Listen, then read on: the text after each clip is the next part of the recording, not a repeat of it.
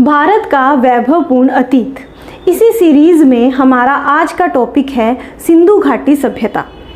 मैं प्रियंका अरोड़ा आपका स्वागत करती हूँ हमारे यूट्यूब चैनल द लाभ पॉइंट पर। सिंधु घाटी सभ्यता में हम सबसे पहले ये जानते हैं कि इसका पता कैसे चला। 1856 में जब भारत में ईस्ट इंडिया कंपनी का शासन था, उस दौरान लाहौर से कराची की तरफ पटरी बिछाने का कार्य चल रहा था। रास्ते में ईंटें कम पड़ने के कारण पास के टीले से ईंटें उठाकर पटरी बिछाने के में इस्तेमाल की जाने लगी। तभी बर्टन बंधुओं को यह एहसास हुआ कि ये ईंटें तत्कालीन समय की नहीं हैं, यह किसी पुरानी सभ्यता के अवशेष हो सकते हैं। उन्होंने इसकी सूचना सरकार को दी। तत्पश्चात 1861 के अंदर भारतीय पुरातत्व सर्वेक्षण विभाग की स्थापना की गई और उसके पहले निदेशक बनाए गए कनिंघम को उनका पहला निदेशक बनाया गया। उसके बाद सिस्टमैटिक रूप से पुरातत्व का कार्य शुरू कर दिया गया। उत्खनन के कार्य धीरे धीरे होते रहे, जिसके बाद 1921 में हड़प्पा नामक स्थल का उत्खनन किया गया, जिसकी खोज करने का श्रेय जाता है दयाराम साहनी को। ये जो हड़प्पा स्थल है, ये वर्तमान में पाकिस्तान के मोंटगोमरी जिले में है और रावी नदी के किनारे पर स्थित है। दूसरा जो स्थल अगले ही साल खोज लिया गया वो था मोहनजोदड़ो। 1922 के अंदर इसे खोजा गया और जो खोजने वाले व्यक्ति थे वो थे राखल दास बनर्जी।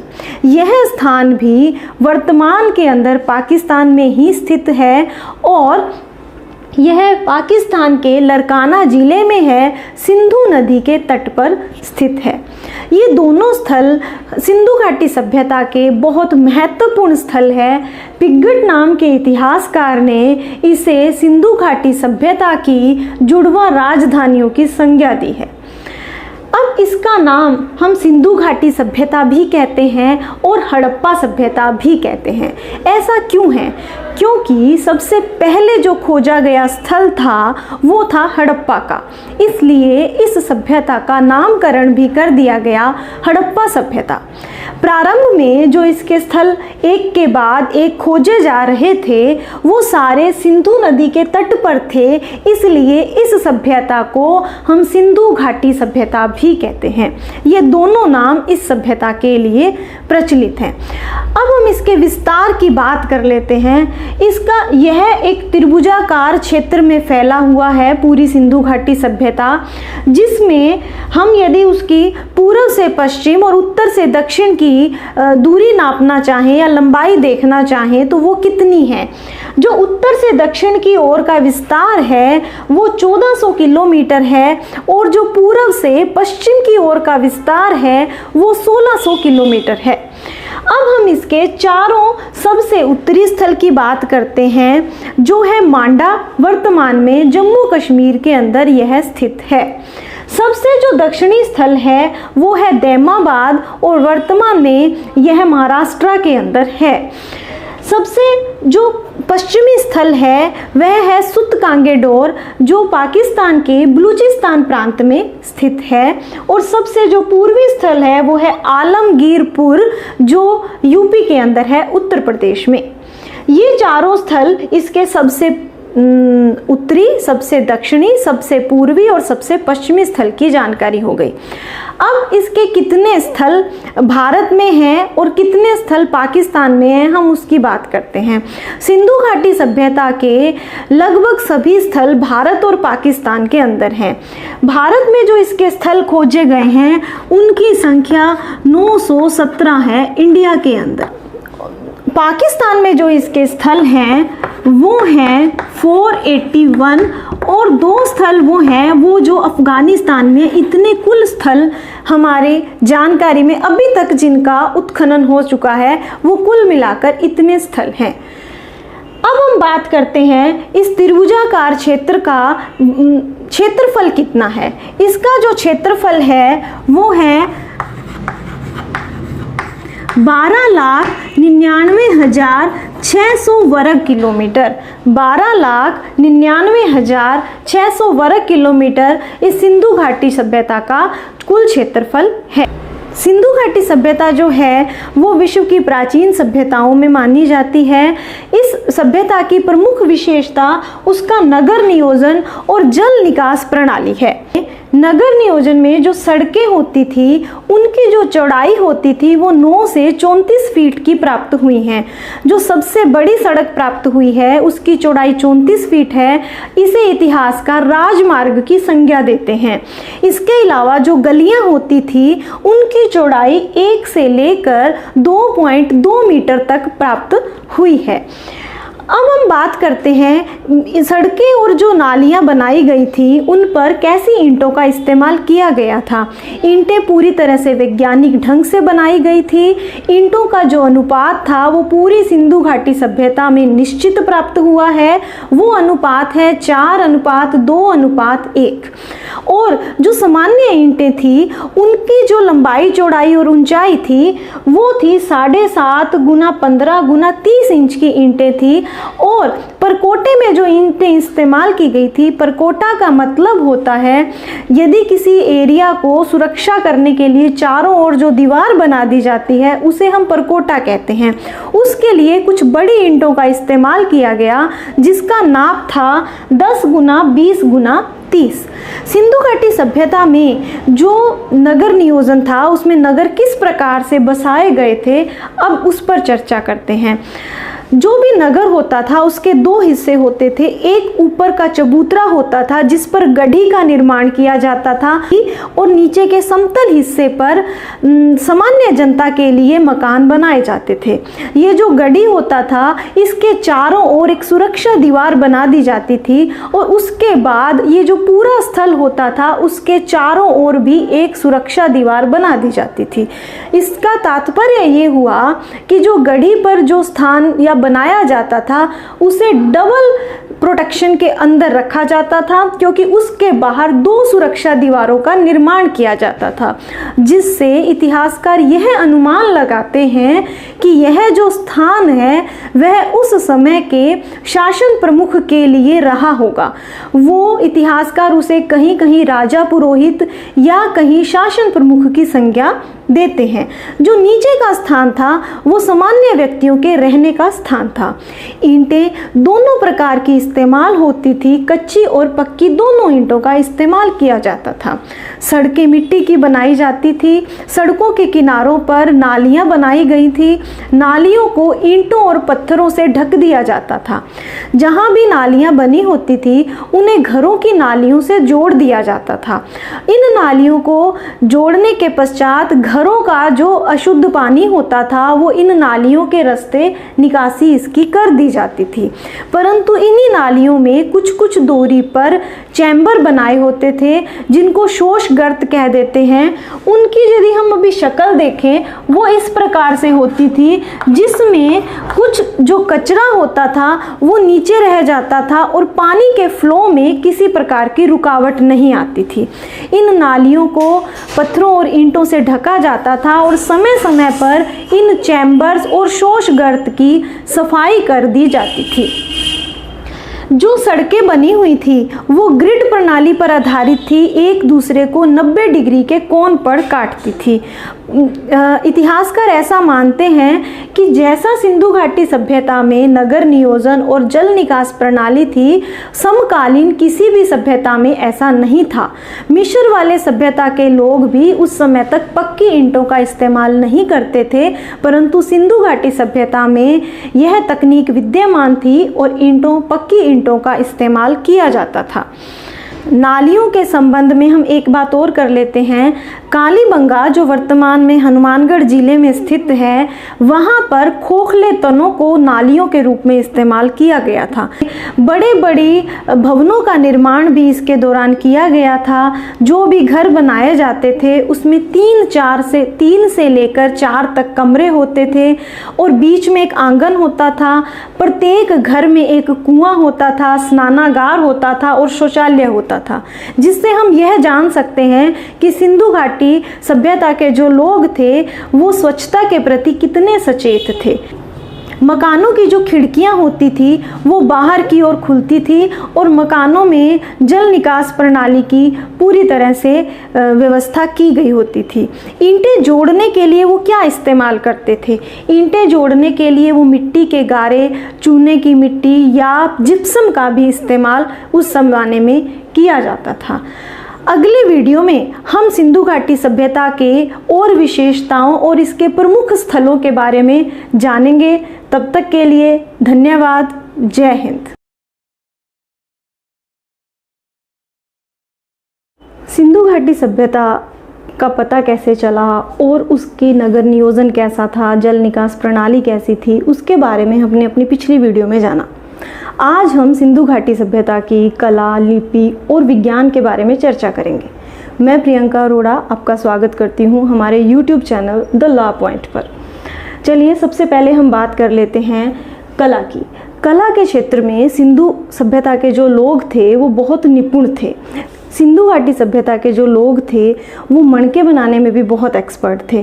मणके का तात्पर्य आप एक मोती से समझ सकते हैं। मणके कई प्रकार के बनाए जाते थे, जैसे चक्राकार, गोलाकार, ढोलाकार, खंडित इत्यादि। मणके बनाने के लिए कई प्रकार के पदार्थों का इस्तेमाल भी होता था, जैसे कई प्रकार के पत्थर थे, जिसमें एक कार्निलियन पत्थर था जो बहुत सुंदर होता था, उसमें बहुत चमक होती थी। इसके अलावा जैस्पर, क्वार्ट्ज, सेल खड़ी इत्यादि पत्थरों का भी इस्तेमाल किया जाता था। पत्थरों के अलावा उस समय विभिन्न धातुओं का इस्तेमाल भी मणके बनाने में किया जाता था। उनके अंदर सोना, तांबा और कांसा धातु का इस्तेमाल होता था। इसके अलावा एक अन्य पदार्थ जैसे फ्योन और मिट्टी से भी, शंख से भी मणके बनाए जाते थे। मणकों के जो कारखाने सिंधु घाटी सभ्यता में मिले हैं वो दो स्थानों से प्राप्त हुए हैं। नंबर 1 है लोथल और नंबर 2 है चनहुदड़ो। लोथल जो है वो वर्तमान में गुजरात में है और चनहुदड़ो वर्तमान में पाकिस्तान में स्थित है। अब हम बात करते हैं मूर्ति निर्माण कला। विभिन्न प्रकार की मूर्तियां भी उत्खनन के दौरान प्राप्त हुई हैं, जिसमें हम कुछ मुख्य मूर्तियों की बात यहाँ कर लेते हैं। सबसे पहले हम बात करते हैं कांसे की नर्तकी की मूर्ति मिली है, जो हमें मोहनजोदड़ो से प्राप्त हुई है और इस मूर्ति की जो ऊंचाई है वो 11.5 सेंटीमीटर है। नर्तकी की एक और मूर्ति मिली है जो मिट्टी के द्वारा बनाई गई है। एक मूर्ति हमें योगी की मूर्ति मिली है जिसे पुरोहित की संज्ञा दी गई है। यह भी मिट्टी से बनाई गई है। मूर्ति निर्माण कला के बाद हम बात करते हैं मुहरे। मुहर निर्माण कला में सिंधु घाटी सभ्यता के लोग बहुत एक्सपर्ट थे। मुहरों की संख्या लगभग हमें 2500 प्राप्त हुई है। इन 2500 मुहरों में 500 मुहरें हमें मोहनजोदड़ो से ही प्राप्त हो गई हैं। इससे यह पता चलता है कि मोहनजोदड़ो उस समय सिंधु घाटी सभ्यता का बहुत प्रमुख स्थान था। मुहरों पर किस प्रकार के अंकन थे, अब उस पर बात करते हैं। मुहरों पर सामान्य रूप से पशुओं का अंकन जो है वो ज़्यादा किया गया है। पशुओं के अंदर गैंडा, भैंसा, बाघ, हाथी, हिरण इत्यादि पशुओं का चित्रांकन उसमें किया गया है। इसके अलावा जो मुहरें थी उस पर स्वास्तिक के चिन्ह भी मिलते हैं, जो संभवतः सिंधु घाटी सभ्यता के समय सूर्य उपासना को दर्शाते हैं। मुहरें जो होती थी वो भी कई प्रकार की होती थी, आयताकार, बेलनाकार, गोलाकार। मुहरों का जो सिस्टम होता था वो जो फ्रंट का भाग होता था, अग्रभाग में चित्रांकन किया जाता था और पीछे के भाग के अंदर घुंडी लगी होती थी जो संभवतः टांगने के काम आती थी। मुहरें मुख्य रूप से सेल खड़ी की बनाई जाती थी। सेल खड़ी मिट्टी जैसा एक पदार्थ होता था।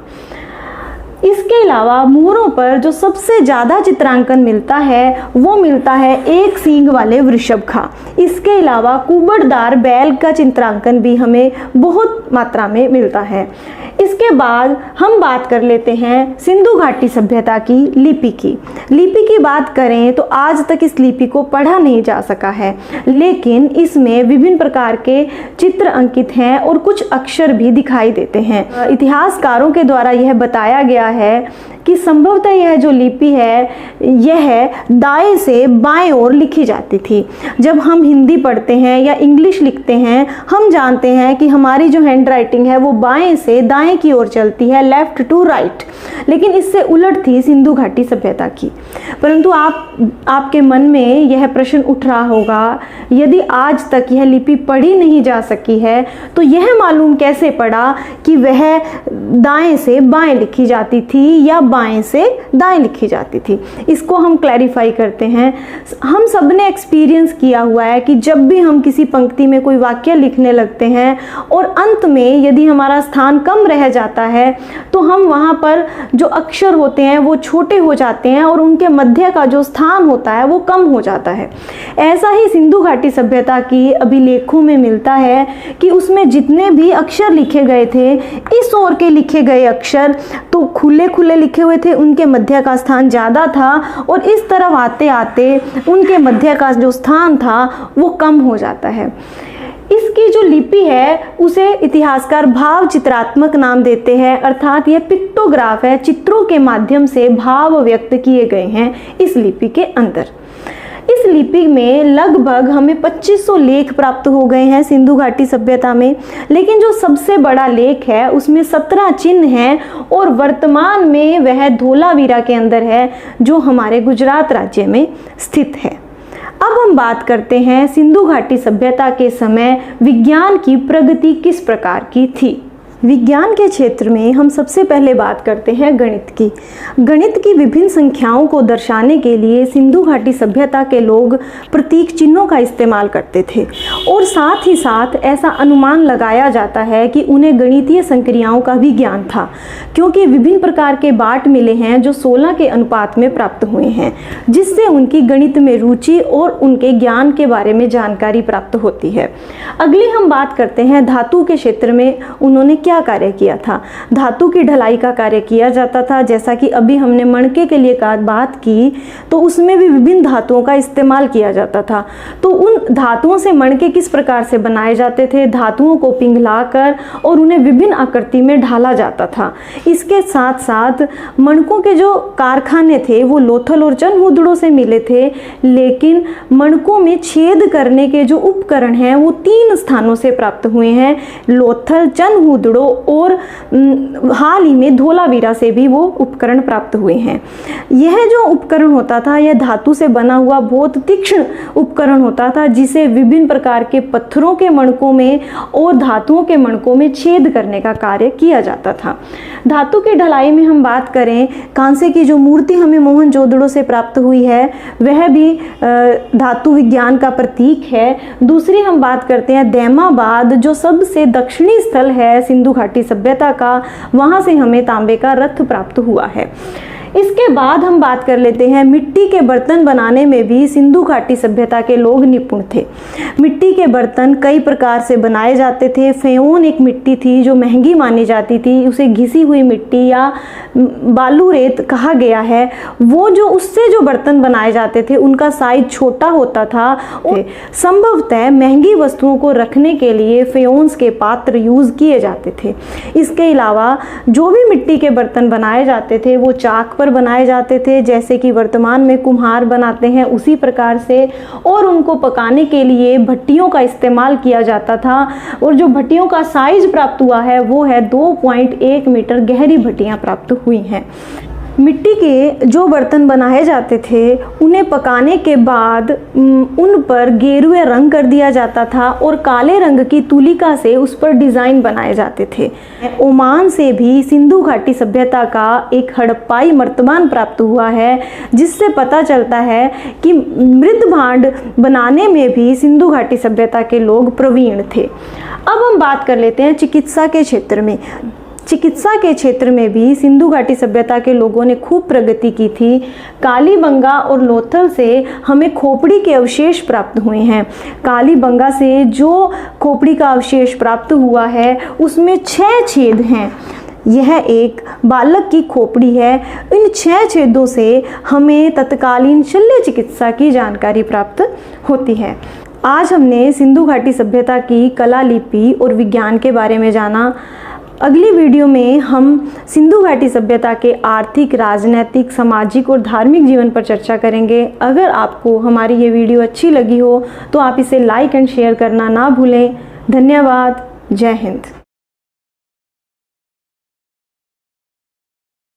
नमस्कार दोस्तों, सिंधु घाटी सभ्यता के अगले चरण में आज हम बात करेंगे सिंधु घाटी सभ्यता की राजनीतिक, धार्मिक और सामाजिक व्यवस्थाओं के बारे में। उस समय 4 प्रमुख केंद्र थे सिंधु घाटी सभ्यता के: हड़प्पा, मोहनजोदड़ो, कालीबंगा और लोथल। इन 4 प्रमुख केंद्रों के द्वारा ही पूरा प्रशासन किया जाता था। कुशल नगरीय प्रशासन का प्रमाण हमें सिंधु घाटी सभ्यता की नगर नियोजन और जल निकास प्रणाली से प्राप्त होता है। अस्त्र शस्त्रों की जो संख्या है वो बहुत कम मात्रा में प्राप्त हुई है, जिससे यह पता चलता है कि सिंधु घाटी सभ्यता के जो लोग थे वो शांति प्रिय थे। अस्त्र शस्त्र जो हैं वो बहुत कम मात्रा में प्राप्त हुए हैं। कुछ मात्रा में तलवारें, आरियां, भाले के अग्रभाग, कटारी इत्यादि जो अस्त्र हैं, बाण, वो प्राप्त सिंधु घाटी सभ्यता से हुए हैं। सिंधु घाटी सभ्यता में अब हम बात करते हैं सामाजिक व्यवस्था की। समाज की जो मुख्य इकाई सबसे छोटी थी वो परिवार थी। सिंधु घाटी सभ्यता का जो समाज था वो मात्र सत्तात्मक था। ऐसा इसलिए अनुमान लगाया गया है क्योंकि वहां पर जो मूर्तियों की संख्या है वो महिलाओं की सबसे ज्यादा प्राप्त हुई है। इस आधार पर यह निर्णय किया गया कि जो सत्ता रही होगी वो मात्र सत्तात्मक रही होगी। इसके अलावा सामाजिक व्यवस्था में नर और नारी, स्त्री और पुरुष दोनों ही आभूषण के प्रेमी थे, आभूषण पहनते थे, श्रृंगार भी करते थे। इसका प्रमाण हमें मिला है क्योंकि तांबे का एक दर्पण प्राप्त हुआ है और आभूषणों की मात्रा भी बहुत अधिक संख्या में प्राप्त हुई है। विभिन्न प्रकार के मणके प्राप्त हुए हैं, जिससे पता चलता है कि स्त्री और पुरुष दोनों आभूषण पहनते थे और श्रृंगार भी करते थे। मनोरंजन के साधनों की यदि हम बात करें तो सिंधु घाटी सभ्यता के लोग शिकार भी करते थे, पासे का खेल भी खेलते थे और संगीत के भी प्रेमी थे। संगीत के प्रेमी थे, इसका प्रमाण हमें एक मुहर से प्राप्त होता है क्योंकि उस मुहर पर ढोलक का चित्र अंकित है। अब हम बात कर लेते हैं शवाधान की। समाज में शवाधान के 3 तरीके विद्यमान थे उस समय। सबसे पहला है पूर्ण समाधिकरण। पूर्ण समाधिकरण में शव को पूरी तरह से मिट्टी में गाड़ दिया जाता था और यह सबसे ज्यादा प्रचलित विधि थी उस समय के शवाधान की। दूसरी विधि है आंशिक समाधिकरण। इसके अंदर शव को पहले खुला छोड़ दिया जाता था, पशु और पक्षी उसका भक्षण कर लेते थे। उसके बाद जो शव के अवशेष बचते थे उसे जमीन में गाड़ दिया जाता था। तीसरा तरीका था जो वर्तमान में भारत के अंदर हिंदुओं में सबसे ज्यादा प्रचलित है, दाह संस्कार। इसमें शव को पूरी तरह से जला दिया जाता था और उसके बाद जो अवशेष होते थे उसको एक कलश में भरकर जमीन में गाड़ दिया जाता था। यह तीनों तरीके शवाधान के उस समय प्रचलित थे। सामाजिक व्यवस्था के बाद अब हम बात करते हैं धार्मिक विश्वासों की। सिंधु घाटी सभ्यता के समय प्रकृति पूजा प्रचलित थी क्योंकि 2 पीपल के पेड़ों के मध्य एक देवता को दिखाया गया है और उसकी पूजा करते हुए 7 व्यक्ति प्रदर्शित किए गए हैं। एक और मूर्ति प्राप्त हुई है, योगी की मूर्ति भी इस समय से प्राप्त हुई है। उस समय प्रकृति पूजा होती थी। इसका प्रमाण एक और मूर्ति से मिलता है जिसमें एक स्त्री के गर्भ से पौधे को निकलते हुए दिखाया गया है, जिसे पृथ्वी माता का स्वरूप माना गया है। इसके अलावा जादू टोना और तंत्र मंत्र भी उस समय प्रचलित थे। एक मुहर पर एक व्यक्ति पद्मासन लगाए हुए ध्यान मुद्रा में बैठा है और उसके दोनों तरफ 4 पशु चित्रित किए गए हैं जो थे हाथी, गैंडा, भैंसा और बाघ। इन चारों पशुओं के अलावा उसके नीचे की तरफ हिरण के चित्र को अंकित किया गया है। यह माना जाता है कि यह आद्य शिव की मूर्ति है जो प्रारंभ में पशुओं के देवता थे, इसीलिए उनके चारों ओर पशुओं को अंकित किया गया है। इसके अलावा एक और मुहर पर एक मानव आकृति प्राप्त हुई है जो त्रिमुखी और त्रिशृंगी है। कुछ मुहरों पर नाग का चित्र मिला है, जिससे पता चला है कि उस समय नाग पूजा भी प्रचलित रही होगी। तो ये था सिंधु घाटी सभ्यता का राजनीतिक, सामाजिक और धार्मिक जीवन। अगली कड़ी में हम सिंधु घाटी सभ्यता के आर्थिक उपलब्धियों पर चर्चा करेंगे। धन्यवाद। जय हिंद। नमस्कार दोस्तों, सिंधु घाटी सभ्यता की इस कड़ी में आज हम सिंधु घाटी सभ्यता में आर्थिक जीवन कैसा था उस पर चर्चा करने वाले हैं। आर्थिक उपलब्धियों की यदि हम बात करें तो सबसे पहले हमें कृषि पर ध्यान देना होगा। किसी भी देश में अर्थव्यवस्था का जो मुख्य स्तंभ होता है वो कृषि होता है। सिंधु घाटी सभ्यता में कृषि प्रचुर मात्रा में की जाती थी। विभिन्न प्रकार की फसलों का उत्पादन उस समय किया जाता था, जिसमें गेहूं, तिल, जौ, दालें, मटर, कपास, इन सभी का उत्पादन प्रचुर मात्रा में होता था। इसका प्रमाण हमें हड़प्पा और मोहनजोदड़ो से मिले अनागारों से होता है कि अनाज प्रचुर मात्रा में पैदा होता था और उन्हें स्टोर करके रखा जाता था। हड़प्पा से हमें 6 कमरों की 2 पंक्तियों वाले विशाल अनागार के अवशेष प्राप्त हुए हैं। सिंधु घाटी सभ्यता में चावल का उत्पादन शायद कम होता था, क्योंकि उसके अवशेष केवल हमें लोथल और रंगपुर से ही प्राप्त हुए हैं। फसल काटने के लिए तांबे के हंसिए का इस्तेमाल किया जाता था और पत्थर के फलक का इस्तेमाल किया जाता था, जिन पर जो हत्था होता था वो लकड़ी का लगा हुआ होता था।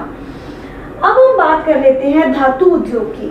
उस समय जो धातु उद्योग था वो बहुत विकसित था। विभिन्न धातुओं को पिघालने का ज्ञान सिंधु घाटी सभ्यता के लोगों के पास था, जिसका प्रमाण हमें तांबे और कांसे के विभिन्न मूर्तियों से प्राप्त होता है।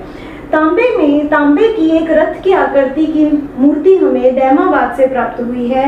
इसी तरह कांसे की नर्तकी की एक मूर्ति प्राप्त हुई है, जिसकी लंबाई 11.5 सेंटीमीटर है और वो मोहनजोदड़ो से प्राप्त हुई है। इसके अलावा हमें तलवारें प्राप्त हुई हैं, बाण प्राप्त हुए हैं, भाले प्राप्त हुए हैं, भालों के अग्रभाग प्राप्त हुए हैं, जो भी विभिन्न धातुओं के द्वारा निर्मित किए हुए थे। इसके बाद हम बात करते हैं मिट्टी के बर्तन। उस समय मिट्टी के जो मृत भांड का उद्योग था वो भी चरम पर था। इसका प्रमाण हमें इससे प्राप्त होता है क्योंकि कई अन्य देशों में सिंधु घाटी सभ्यता के मृत भांड प्राप्त हुए हैं। ओमान से एक हड़प्पाई मर्तबान प्राप्त हुआ है और ये जो मृत भांड थे ये चाक पर कुम्हार के द्वारा बनाए जाते थे और बाद में उन्हें भट्टियों में पकाया जाता था। विभिन्न भट्टियों के अवशेष मिले हैं जो 2.1 मीटर तक की होती थी। इसके बाद हम बात कर लेते हैं मुहर उद्योग की। सिंधु घाटी सभ्यता में लगभग 2500 मुहरें प्राप्त हुई हैं, क्योंकि सिंधु घाटी सभ्यता के लोग जो थे वो व्यापार करने में निपुण थे और व्यापार करने के लिए जो सामान एक स्थान से दूसरे स्थान पर भेजा जाता था उनको सील करने के लिए उन पर मुहरें लगाई जाती थी। इसलिए जो मुहर निर्माण का कार्य था वो भी बहुत बड़े पैमाने पर किया जाता था। मुहरें 2500 मुहरें प्राप्त हुई हैं, जिसमें से 500 मुहरें मोहनजोदड़ो से प्राप्त हुई हैं, जो कि उसके एक मोहनजोदड़ो को सिंधु घाटी सभ्यता का एक मुख्य केंद्र सत्यापित करती है। अब हम बात करते हैं मणका उद्योग। हमने अपनी पिछली वीडियो में यह चर्चा की थी कि सिंधु घाटी सभ्यता के जो लोग थे वो आभूषण प्रेमी थे। इसका प्रमाण हमें विभिन्न प्रकार के मणकों से प्राप्त होता है। मणके कई तरह के बनाए जाते थे, जो चक्राकार, गोलाकार, ढोलाकार इत्यादि प्रकार के मणके उस समय बनाए जाते थे। मणके विभिन्न पदार्थों से बनाए जाते थे, विभिन्न प्रकार के पत्थरों से और धातुओं से इसका निर्माण किया जाता था, जिसकी चर्चा हम अपने प्रीवियस वीडियोस में कर चुके हैं। मणकों में छेद करने के लिए एक बहुत तीक्ष्ण उपकरणों का निर्माण भी उस समय किया जाता था। मणके बनाने के 2 प्रमुख कारखाने जो थे वो पहला कारखाना लोथल में और एक कारखाना था चनहुदड़ो में, जो कि वर्तमान में पाकिस्तान के अंदर स्थित है। सिंधु घाटी सभ्यता के समय आंतरिक और विदेशी व्यापार उन्नत अवस्था में थे। उस व्यापार के लिए वस्तु विनिमय प्रणाली का उपयोग किया जाता था। विभिन्न प्रकार की धातुओं की वस्तुएं बनाने के लिए धातुएं विभिन्न स्थानों से मंगाई जाती थी। जैसे तांबा राजस्थान के खेतड़ी से मंगाया जाता था, चांदी अफगानिस्तान से मंगाई जाती थी। विभिन्न प्रकार के जो पत्थर थे जिनसे मणके बनते थे उनको गुजरात और महाराष्ट्र से मंगाया जाता था। सोना जो था वो मैसूर से मंगाया जाता था।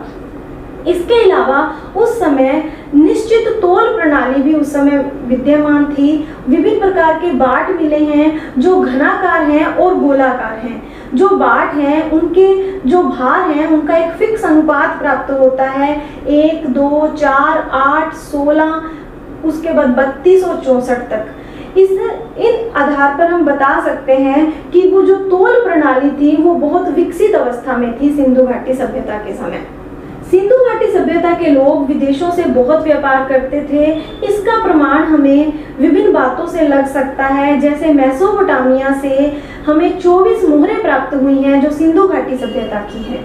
इसके अलावा मेसोपोटामिया के एक लेख में मेलुहा शब्द का प्रयोग किया गया है जो सिंधु घाटी सभ्यता के लिए इस्तेमाल हुआ है। उसके अलावा सिंधु घाटी सभ्यता के लोग फारस की खाड़ी, बहरीन द्वीप इत्यादि स्थानों से भी व्यापार करते थे। यह व्यापार जलीय मार्गों के द्वारा होता था। उसका प्रमाण हमें लोथल से एक नाव के चित्र वाली मोहर मिली है जिससे हम लगा सकते हैं। लोथल से ही हमें मेसोपोटामिया की एक बेलनाकार मोहर मिली है जिससे हमें यह पता चलता है कि विभिन्न देशों के साथ सिंधु घाटी सभ्यता के लोग व्यापार करते थे।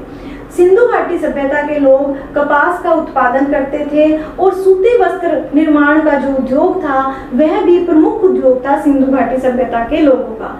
इसका प्रमाण हमें सूती कपड़े के अवशेषों से मिला है और उस समय तकली और तकुए भी प्राप्त हुए हैं जिसके द्वारा कपड़ों की बुनाई की जाती थी। तो आज हमने चर्चा की सिंधु घाटी सभ्यता की आर्थिक उपलब्धियों के बारे में। अगली वीडियो में हम सिंधु घाटी सभ्यता के कुछ प्रमुख केंद्रों की विशेषताओं पर चर्चा करेंगे। धन्यवाद। जय हिंद। नमस्कार दोस्तों, आज हम सिंधु घाटी सभ्यता के प्रमुख केंद्रों की विशेषताओं पर चर्चा करने वाले हैं। सिंधु घाटी सभ्यता का जो पहला केंद्र हम जिस पर बात करने वाले हैं वो है हड़प्पा।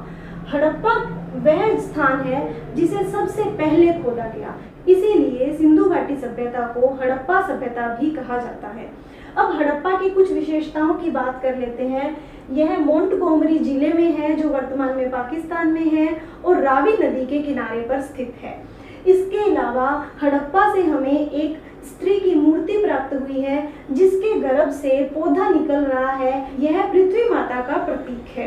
हड़प्पा से विभिन्न प्रकार के कलश प्राप्त हुए हैं जिस पर चालाक लोमड़ी और प्यासा कौवा की कहानियां अंकित की गई हैं। विशाल अन्नागार के प्रमाण भी हमें हड़प्पा से प्राप्त होते हैं। 12 कक्षों का यह अन्नागार है जिसमें 6 कमरों की 2 पंक्तियां बनाई गई हैं। इसके अलावा जो दूसरे नंबर पर हम चर्चा करने वाले हैं वह है मोहनजोदड़ो। मोहनजोदड़ो दूसरा स्थल था जो सिंधु घाटी सभ्यता के उत्खनन में सामने आया। इसका उत्खनन राघवदास बनर्जी के नेतृत्व में किया गया था। ऊपर हम हड़प्पा की बात करें तो हड़प्पा सभ्यता का जो उत्खनन था वो दयाराम साहनी के नेतृत्व में किया गया था।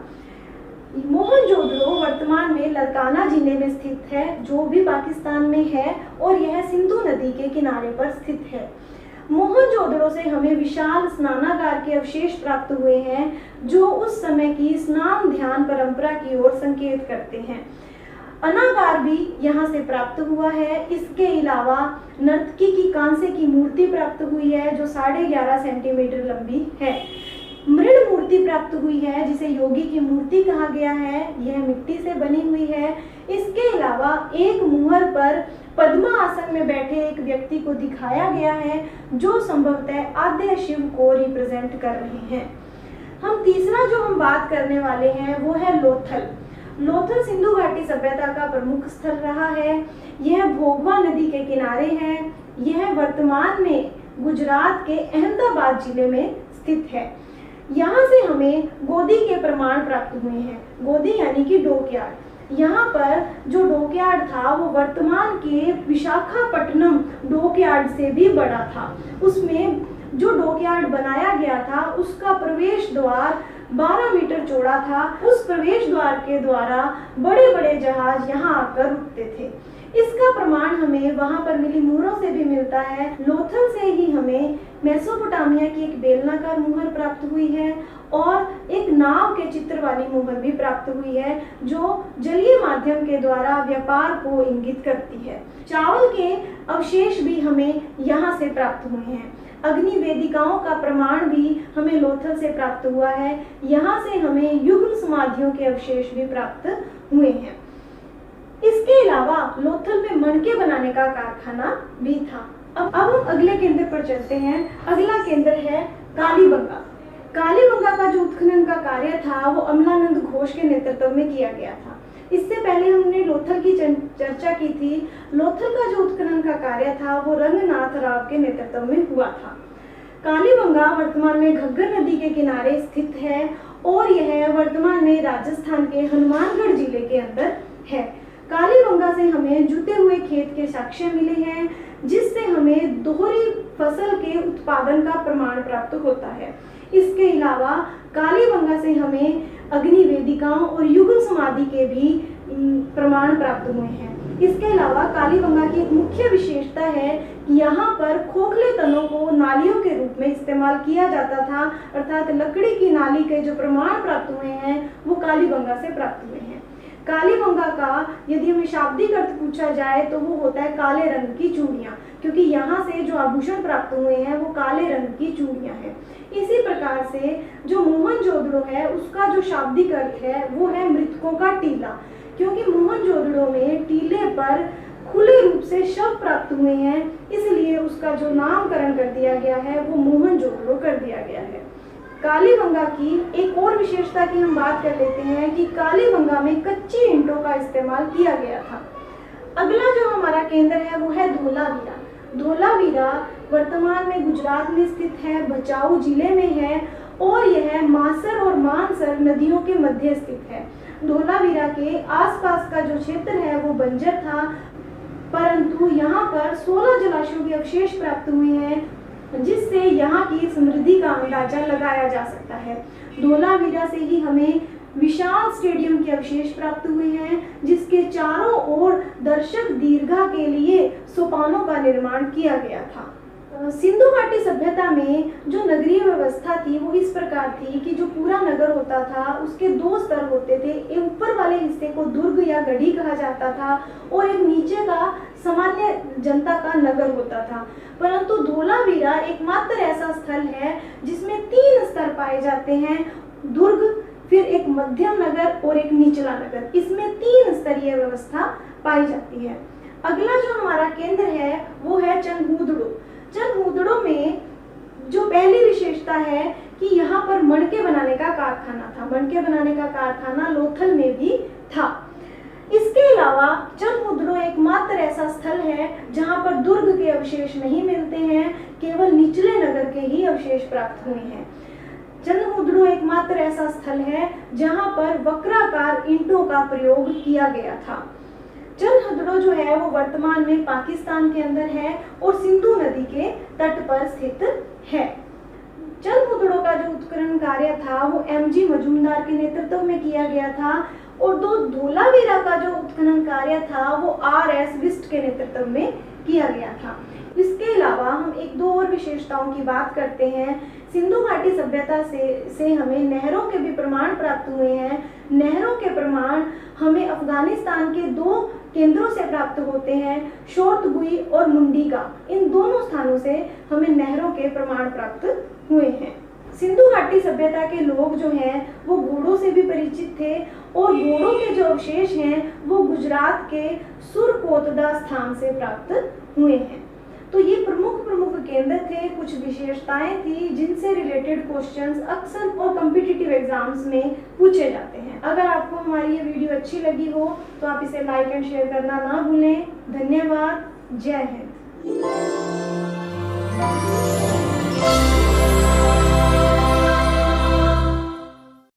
आज हम सिंधु घाटी सभ्यता से रिलेटेड कुछ बहुत इम्पोर्टेंट क्वेश्चन लेकर आपके सामने हाजिर हुए हैं। हर कंपटीशन की तैयारी के हिसाब से ये क्वेश्चन बहुत इम्पोर्टेंट हैं। मैं प्रियंका अरोड़ा आपका स्वागत करती हूँ हमारे YouTube channel the law point पर। चलिए शुरुआत करते हैं। पहला प्रश्न है, हड़प्पा नगर किस नदी के किनारे स्थित है? रावी, झेलम, व्यास, सिंधु। जो हड़प्पा नगर है वो रावी नदी के किनारे स्थित है और वर्तमान में यह पाकिस्तान के अंदर है। दूसरा प्रश्न है, मोहनजोदड़ो नगर किस नदी के किनारे स्थित है? रावी, झेलम, व्यास, सिंधु। जो मोहनजोदड़ो नगर है वह सिंधु नदी के किनारे स्थित है और वर्तमान में यह जो स्थान है वो पाकिस्तान के सिंध प्रांत में है। तीसरा प्रश्न है, मोहनजोदड़ो का सबसे बड़ा भवन कौन सा है? मोहनजोदड़ो में स्नानागार के अवशेष प्राप्त हुए हैं और यह मोहनजोदड़ो का सबसे बड़ा भवन है। तो आंसर है हमारा ए, स्नानागार। चौथा प्रश्न है, सिंधु घाटी सभ्यता की लिपि कौन सी है?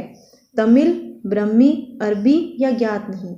हम अपनी प्रीवियस वीडियोस में भी इस पर चर्चा कर चुके हैं कि सिंधु घाटी सभ्यता की लिपि अभी तक पढ़ी नहीं जा सकी है, इसलिए इसका सही आंसर है ज्ञात नहीं। पांचवा प्रश्न है, सिंधु घाटी सभ्यता का बंदरगाह निम्न में से कौन सा है? और वह है लोथल। यह वर्तमान में गुजरात प्रांत के अंदर स्थित है। छठा प्रश्न है, जहाज के चित्र वाली मोहर कहाँ से प्राप्त हुई है? यानी कि एक मोहर जिस पर जहाज का चित्र अंकित किया गया है, यह मोहर भी लोथल से ही प्राप्त हुई है। अपने पिछले प्रश्न में भी हमने बात की कि डॉकयार्ड के जो अवशेष हैं वो लोथल से ही प्राप्त हुए हैं और वहीं से यह मोहर भी प्राप्त हुई है। सातवां प्रश्न है, हड़प्पा की खोज करने का श्रेय किसे जाता है? हड़प्पा की खोज करने का श्रेय जाता है दयाराम साहनी को और जो हड़प्पा सभ्यता की खोज है वो हुई थी 1921 के अंदर। तो आप इसका सन भी याद रखें और इसके जो खोजकर्ता हैं उनका नाम भी। आठवां प्रश्न है, मोहनजोदड़ो की खोज का श्रेय किसे जाता है? मोहनजोदड़ो की खोज करने वाले व्यक्ति थे राखलदास बनर्जी और मोहनजोदड़ो की जो खोज हुई थी वो अगले ही वर्ष हो गई थी, यानी कि 1922 के अंदर। हड़प्पा जो स्थल था वो सिंधु घाटी सभ्यता का सबसे पहला खोजा गया स्थल था, इसलिए सिंधु घाटी सभ्यता को हड़प्पा सभ्यता के नाम से भी जानते हैं। नौवां प्रश्न है, मोहनजोदड़ो का शाब्दिक अर्थ क्या है? कंकालों का टीला, मुहरों का टीला, मृतकों का टीला या इनमें से कोई नहीं। मोहनजोदड़ो का जो शाब्दिक अर्थ होता है वो है मृतकों का टीला, क्योंकि मोहनजोदड़ो से बहुत सारे जो शव थे वो खुले में पड़े हुए प्राप्त हुए हैं।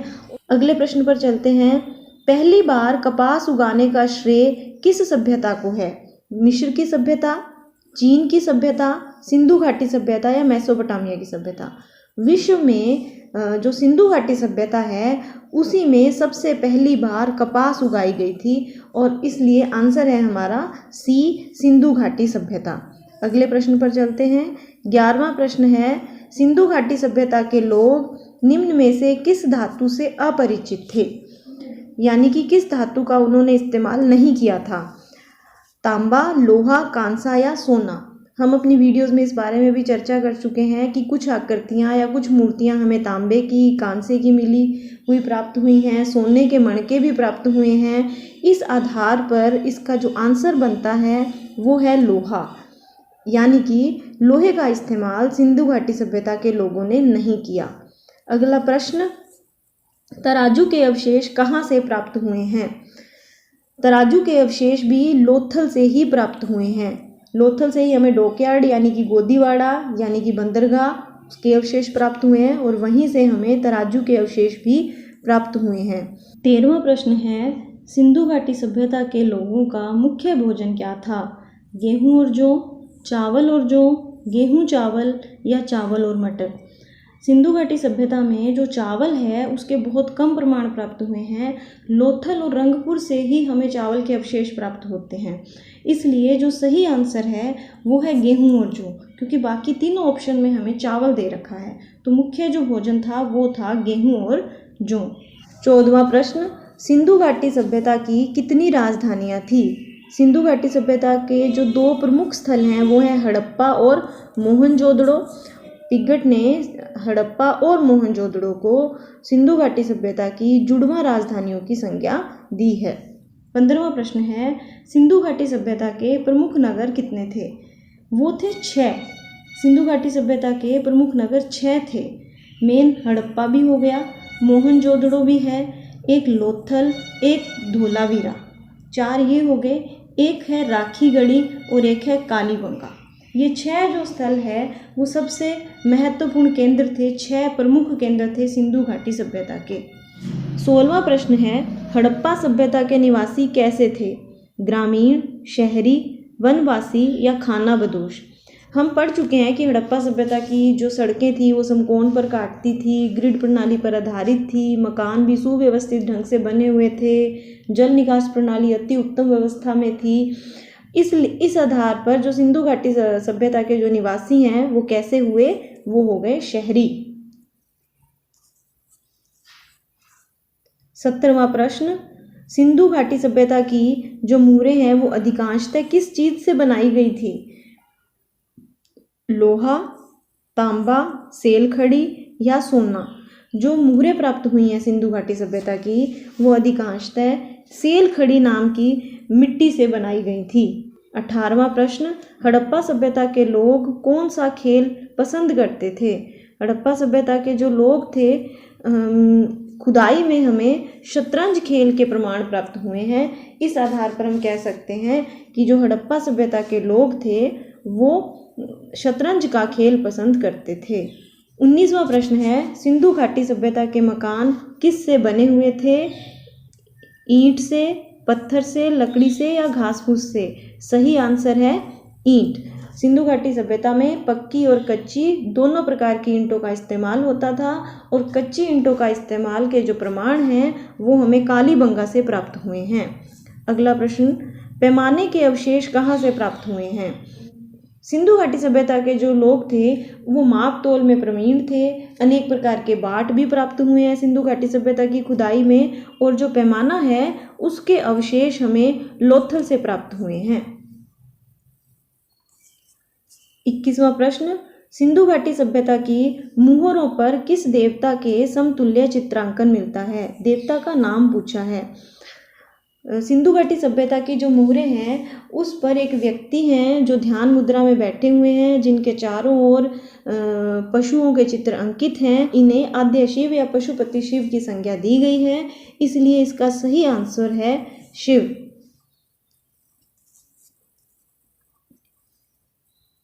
सिंधु घाटी सभ्यता से किस पशु के अवशेष प्राप्त नहीं हुए हैं? सिंधु घाटी सभ्यता में हमें शेर के अवशेष प्राप्त नहीं हुए हैं। बैल का चित्रांकन तो बहुत अधिक मिलता है। घोड़े और गायों का हमें कम प्रमाण प्राप्त हुए हैं, परंतु प्रमाण प्राप्त हैं, लेकिन शेर का प्रमाण हमें प्राप्त नहीं हुआ है। 23वां प्रश्न है, सिंधु घाटी सभ्यता के अवशेष निम्न में से किस देश से प्राप्त नहीं हुए हैं? भारत और पाकिस्तान तो प्रमुख स्थान हैं ही, उसके साथ साथ अफगानिस्तान में भी 2 स्थल हैं जहां से नहरों के प्रमाण भी प्राप्त हुए हैं, और इराक जो है वहां से हमें कोई भी अवशेष सिंधु घाटी सभ्यता का प्राप्त नहीं हुआ है। 24वां प्रश्न है, सिंधु घाटी सभ्यता का सबसे बड़ा स्थल कौन सा है?